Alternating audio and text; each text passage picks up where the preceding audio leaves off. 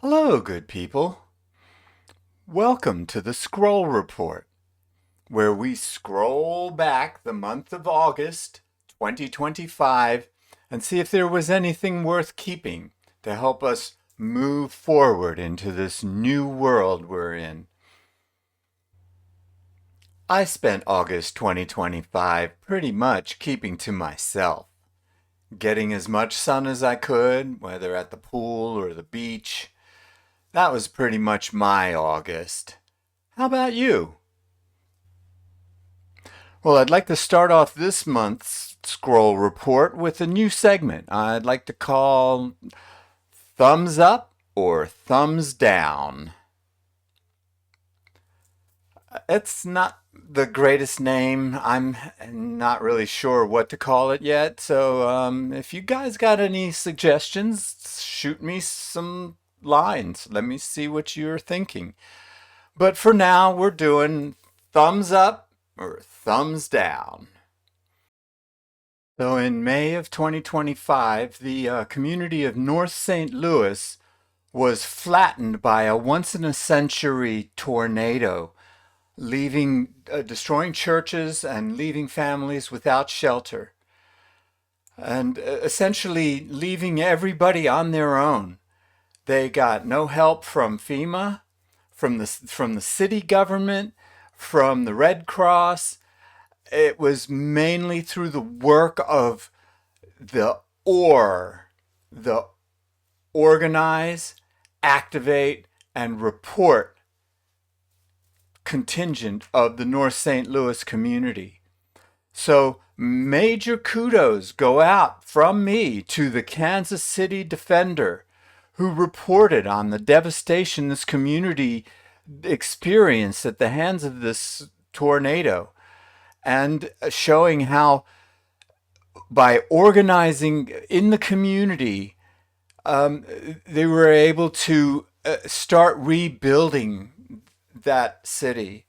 But there's still a lot ahead of them. They're still facing gentrification. They're still facing the guard economy, keeping them from the very same systematic obstacles that caused the Ferguson riots is still pressuring this community when they're trying to recover from the effects of man-made climate change. So major kudos to Mike, the founder of Freedom and Community Center, Cami, founder of My Friends and I, and Dr. Punch, the founder of Tea and the Brick. And Dr. Punch said this in the Kansas City Defender report, that your capitalist structures are not going to save you. We kind of know this. So it is all the more heartening to see groups like the Kansas City Defender reporting on the organizing and the activation that these communities are using, because climate change is coming to our neighborhood. Maybe not this year, hopefully not this year, but next year, the year after. So it's we are on our own, and it's up to us to make the difference. So major thumbs up to the Kansas City Defender for showing us a way. My next kudos goes out to Elizabeth Freeman, a formerly enslaved woman who 80 years before Emancipation Proclamation on August 21st, 1781, sued for and won her freedom in Massachusetts. Ms. Freeman worked for Colonel John Ashley, whose wife attacked her daughter with a hot shovel. So when Ms. Freeman blocked the blow, she was left with a huge scar on her arm. And she used that scar as evidence in her suit for her freedom. Her master, Colonel John Ashley, moderated the committee that wrote the Sheffield Declaration that declared all mankind is equal and free. It was language later used in the Declaration of Independence and the Massachusetts Constitution. Upon hearing that all people were born free and equal, Freeman turned to her neighbor, attorney Theodore Sedgwick, to represent her and a man enslaved by Colonel Ashley to sue for their freedom. The jury ruled in favor of them and awarded them 30 shillings in damages. She gave herself the name of Elizabeth Freeman and explained, "Any time while I was a slave, if 1 minute's freedom had been offered to me and I had been told I must die at the end of that minute, I would have taken it, just to stand 1 minute on God's earth, a free woman." Naturally, Colonel Ashley tried to get Ms. Freeman to return to his home as a paid servant. However, Ms. Freeman agreed to work with Theodore Sedgwick, who later became the Speaker of the House in Congress. Her case and others led to the Massachusetts Supreme Court to declare that slavery was incompatible with the state constitution of being every man and woman free and equal. Her headstone at the Sedgwick family plot in Stockbridge, Massachusetts includes these words: "She was born a slave and remained a slave for nearly 30 years. She could neither read nor write, yet in her own sphere she had no superior or equal." The statue that you see in this above now honors her at the National Museum of African American History and Culture's Slavery and Freedom exhibition. So, major thumbs up to Elizabeth Freeman for standing up for your rights and showing us that the only way to secure your rights is to fight for them. My next thumbs up goes to 17-year-old Alex Cox of Holton Arms School in Bethesda for starting the Books Behind Bars initiative to partner with schools and prisons to donate more than 3,000 books to prisons across the D.C. region. By September, they expect to have partnered with 3 schools to reach more than 10 prisons across 5 states. Great job, Ms. Cox. This picture shows Alex Cox on the right with Lucia Noto, founder of Butterfly Books, who donate books to children in need. Congratulations, thumbs up. What great work you're doing. Hey, did you hear? Your English teacher and your gym teacher are getting married. That's right. Taylor Swift and Travis Kelce have announced their engagement on August 26th. And I personally couldn't be giddier. You know, I know a lot of times people see other people as more than they are, like Taylor Swift is the music industry and Travis Kelce is the NFL, and this is a marriage of 2 gigantic cultural waves, and woohoo, it's big and deal. But you know, when I look at the people behind all of that, on the eyes of the people, they look like they're in love to me. And I can't think of anything more than a thumbs up for that, can you? And a thumbs up to Blizzard Entertainment, Microsoft/Blizzard, where their story and franchise development team voted on August 12th to join the Communication Workers of America. So the story and franchise development team are mainly responsible for developing cinematics and narratives for Blizzard games such as my favorite, World of Warcraft. The World of Warcraft team itself actually unionized back in 2024. And May of this year, the Overwatch 2 development team organized into a union. So, love to see more unionizing going on in the gaming space, especially in the light of all of these layoffs that are going on. And that's why I've also got to kind of throw a thumbs down on Blizzard Entertainment, Microsoft slash Blizzard, for their rollout of an announcement of their next World of Warcraft expansion, Midnight, which they released at Gamescom in August this year.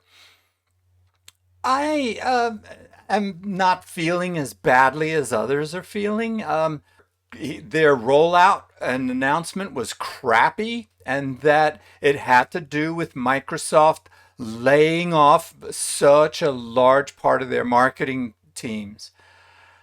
Now, myself, after having been in a marketing team and seeing how, we need to get things done at a convention, not nearly one as big as GamesCon, but I can kind of see how you might hit a few snafus. If you're doing your presentation in an exhibition floor, you're going to get other sound coming in.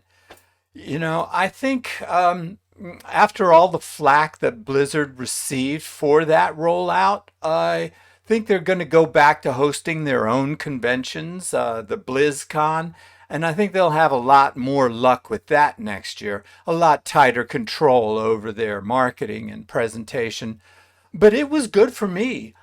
For the first time in my experience with World of Warcraft, I prepaid for that expansion.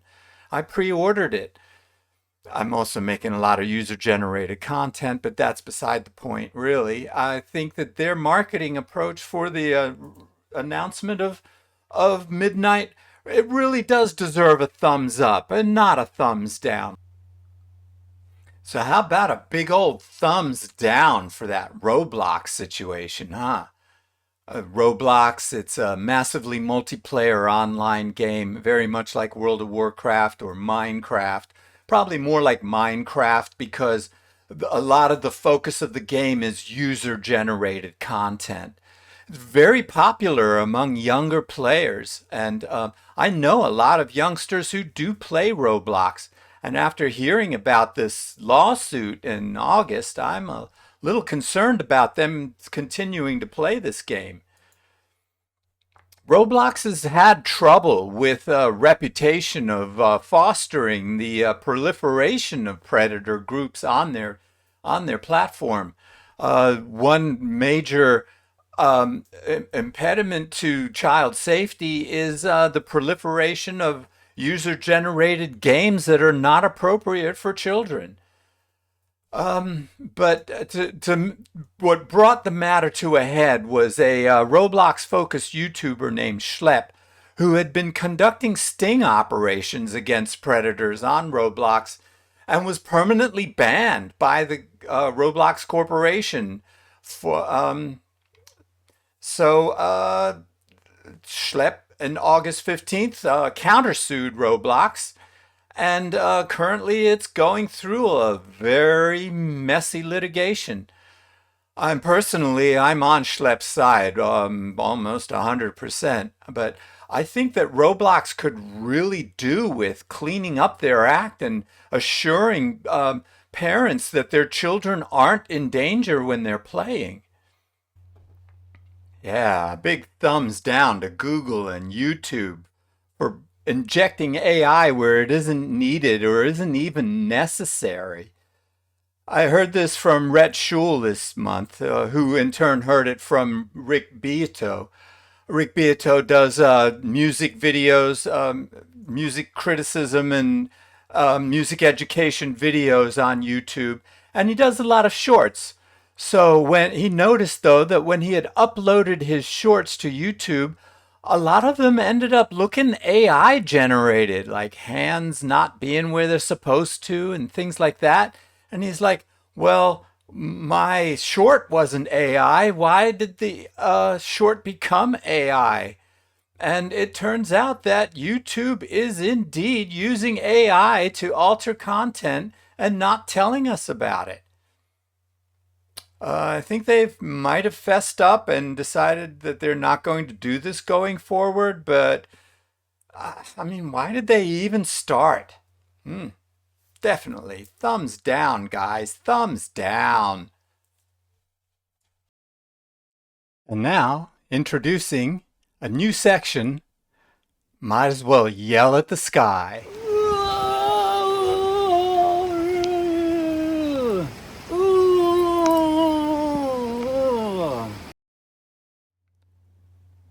For about the last 7 or 8 years now, I've been relying on the Philip DeFranco show for my national news.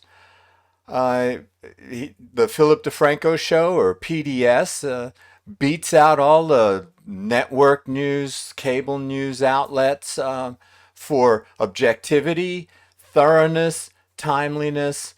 I've been kind of a little reticent to share Philip DeFranco because if you watch him regularly, you'll see that he's a major source for the Scroll Report. Last week, Philip DeFranco had former ABC newsman Terry Moran on his In Good Faith with Philip DeFranco podcast. I watched that last week and it just blew my mind. There's so much in this an hour, just about an hour of in depth interview with Terry Moran, who was fired from ABC News last June for putting out a tweet about Stephen Miller, saying something to this effect. What's interesting, Moran doubled down on this in the podcast with DeFranco, that Stephen Miller is one of the people who conceptualizes the impulses of the Trumpist movement and translates that into policy. But that's not what's interesting about Miller. It's not brains, it's bile. Miller is a man who's richly endowed with the capacity for hatred. He is a world-class hater. You can see this just by looking at him, because you can see that his hatreds are his spiritual nourishment. He eats his hate.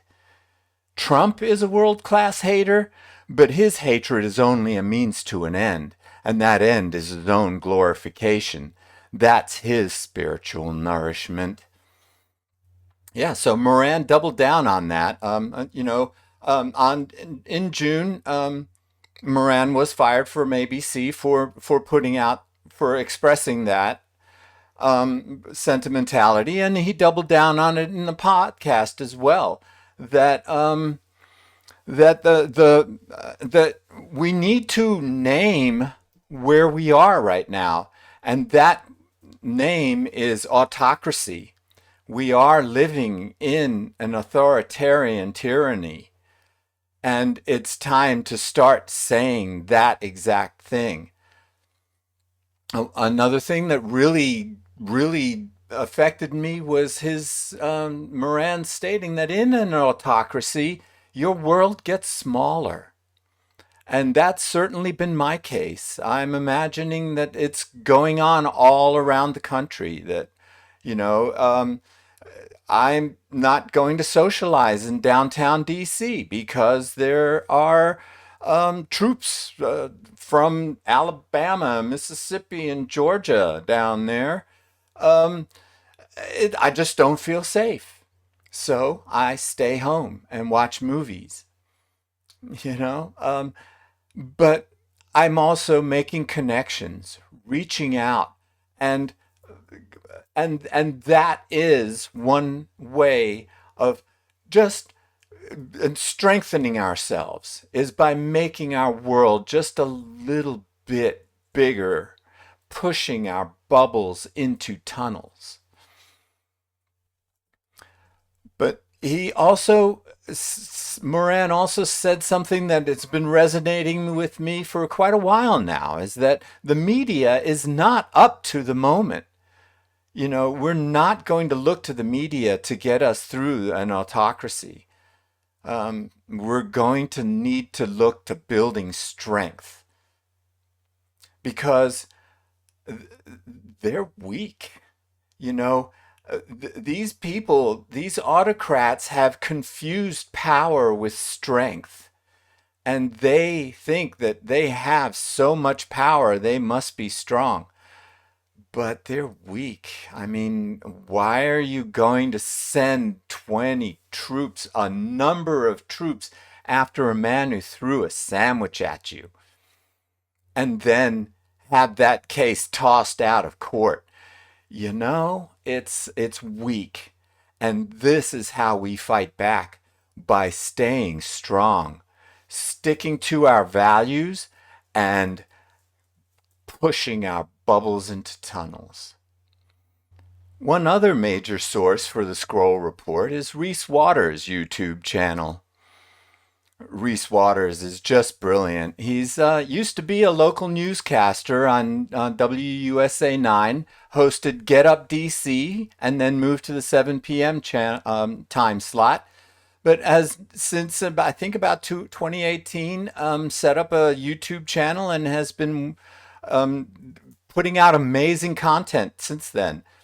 So, in honor, to kind of tip the hat to Mr. Waters, I'm going to do an impression of him for one of the stories that came to my attention from his channel this month.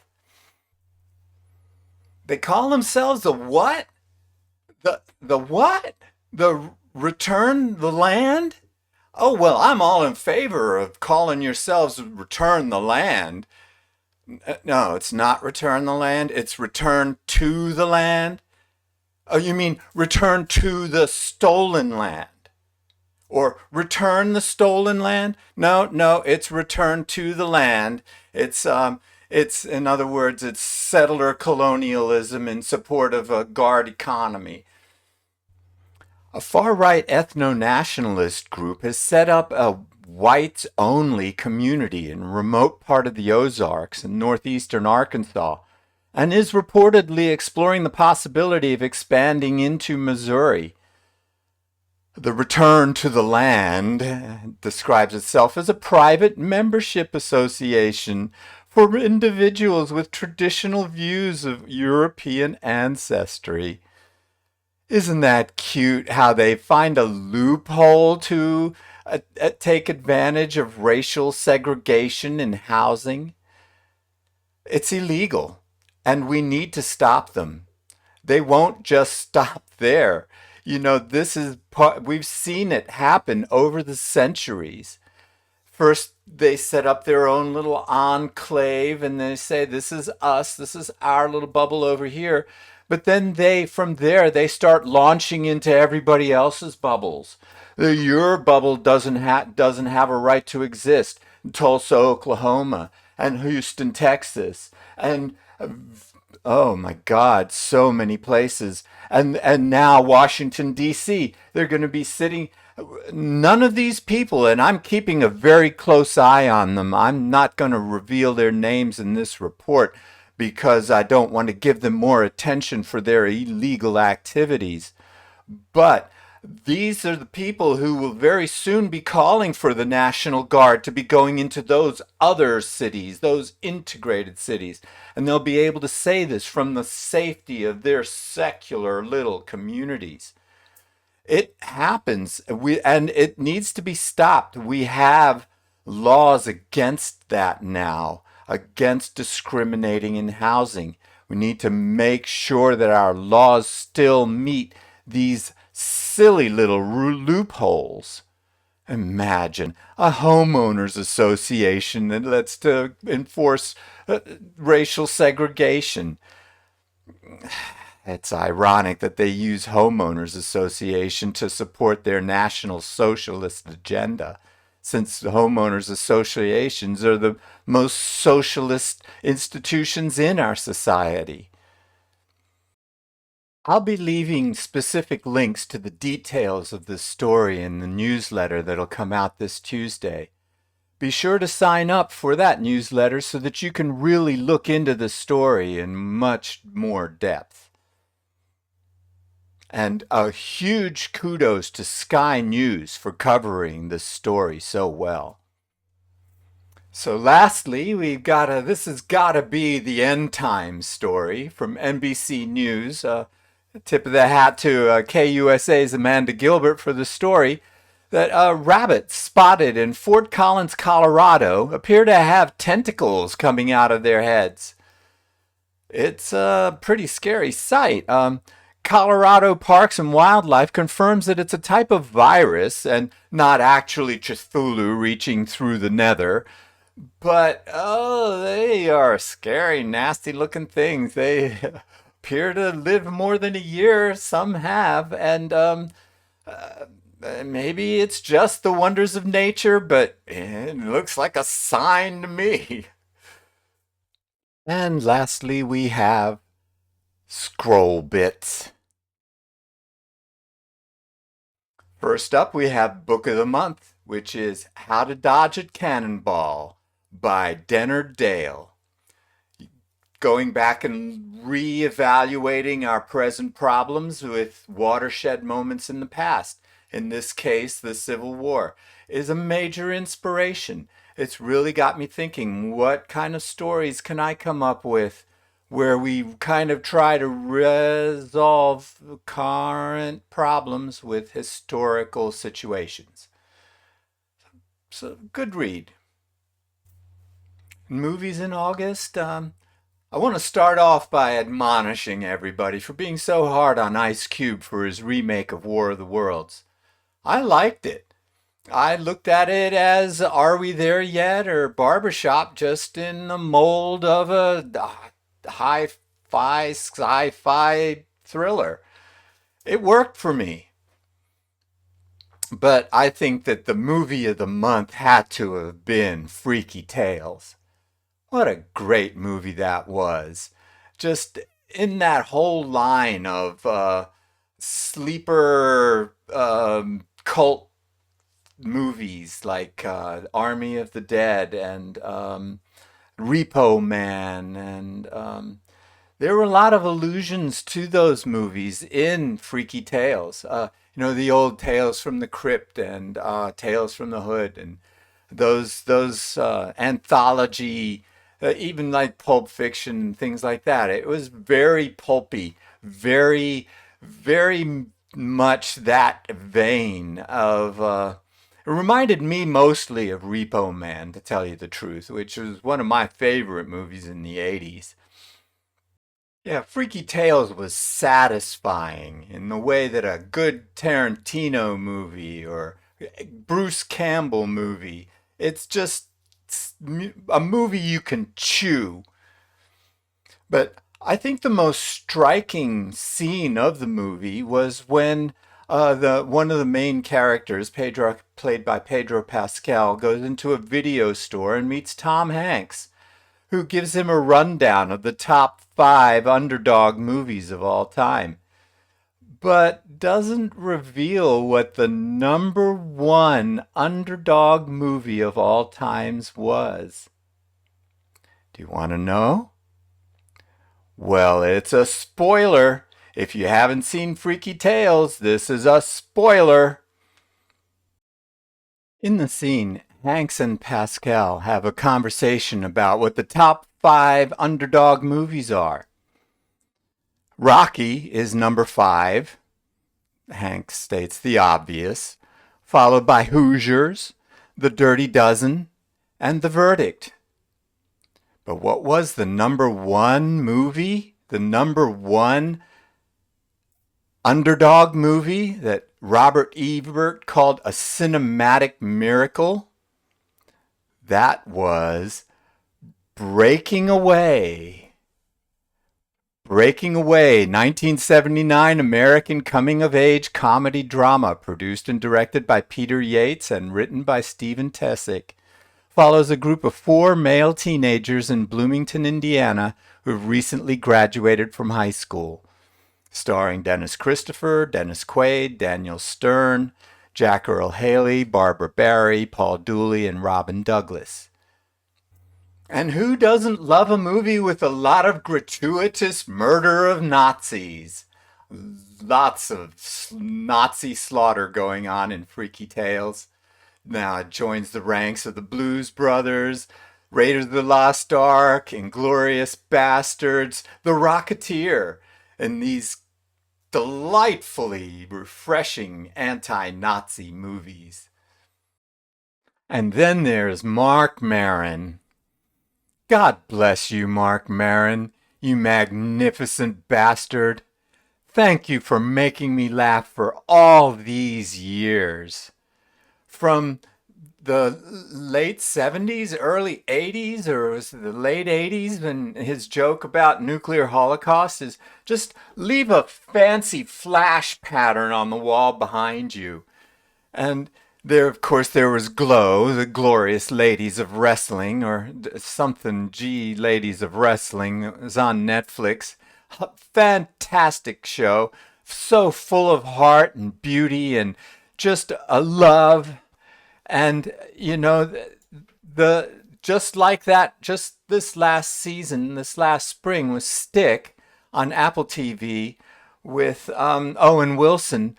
And Mark Maron just stole the whole show. Everybody on that show was brilliant, but Mark Maron really made me feel like I was part of what was going on in Stick. And his latest stand up was Panicked on HBO last month. Absolutely fantastic. Great follow up to his From Dark to Bleak or From Bleak to Dark stand up special that he did a couple of years ago. From Bleak to Dark. So, yeah, definitely recommend you catch everything you can by Mark Maron. He's one of those Gen X comedians that really makes life better. And lastly, in the music front, I've been listening to John Baptiste's Big Money quite a bit. It's really worming its way into my ears. It's still trying to make it grab my soul as tightly as We Are did. And I'm still trying to find songs on Big Money that are just as gripping as the songs on We Are. It's starting to get there. It's more about snippets, you know? It's more about almost like in immediacy or in inhabiting his songs and little pieces, maybe a guitar line or something like that. But I'll keep listening to it. It's definitely a lot of fun and highly recommended. So there you have the scroll report for August 2025. I hope they found something in the last half hour to kind of show you a different way to go. Help you push your bubbles into tunnels, maybe. Throw a thumbs up if I was successful. Subscribe to be notified when the next scroll report comes out. It will come out on the first Sunday of every month. The the following Tuesday, I'll be releasing a supplemental newsletter. So please subscribe to that so that you can get the documentation behind most of what I was talking about. I'm always looking for contributors. I'm always looking for a dialogue. So contact me any way you can if you'd like to add your input to the scroll report. Thank you very much for your eyes and have a nice month of September 2025. Bye.